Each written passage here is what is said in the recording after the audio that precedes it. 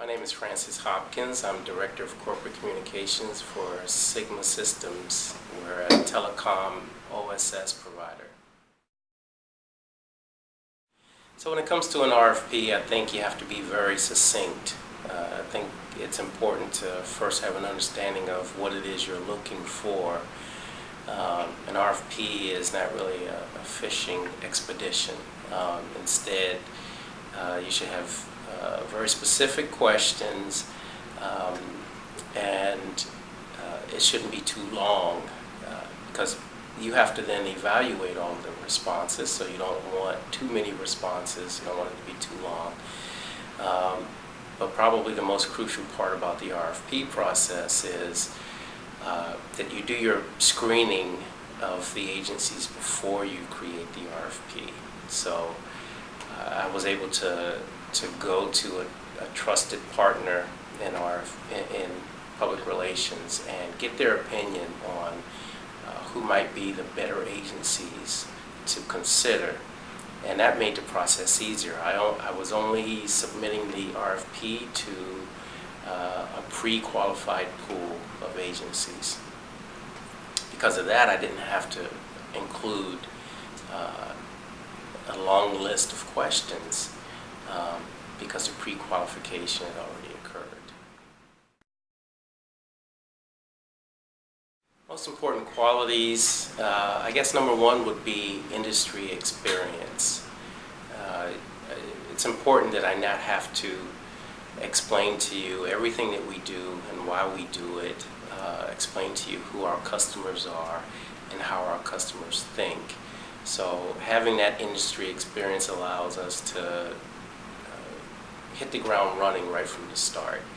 You don't want a long 3-month startup period with a new agency. So I would say industry experience, number one. Then I would go to media and analyst relations.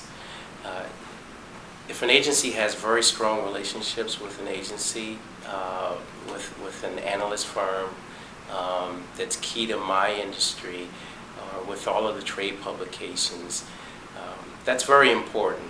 Now, I have strong relationships, but I can't do all of the pitching. I can't do all of the outreach.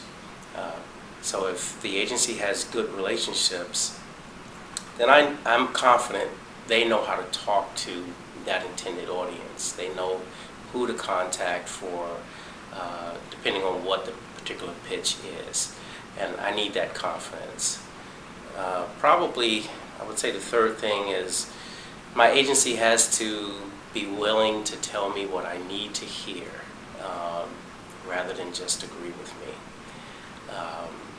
While I might think I'm the best PR person in the world, I don't know everything, and I'll need an agency that's willing to challenge me, tell me when our messaging is off base.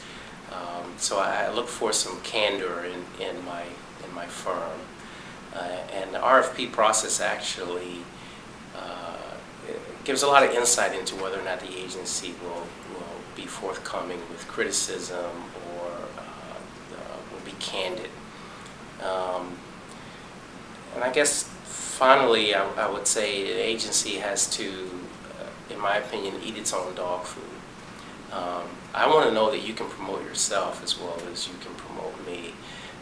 I want to see that you do a newsletter. I want to see that you are involved in social media. I have no confidence in you if you doing my social media campaigning, if you yourself do not use social media, if your account managers have no experience with social media, they don't have their own Twitter account, they're not on Facebook, they're not on LinkedIn, then chances are you're not going to do a very good job with my social media campaign. So agency has to eat its own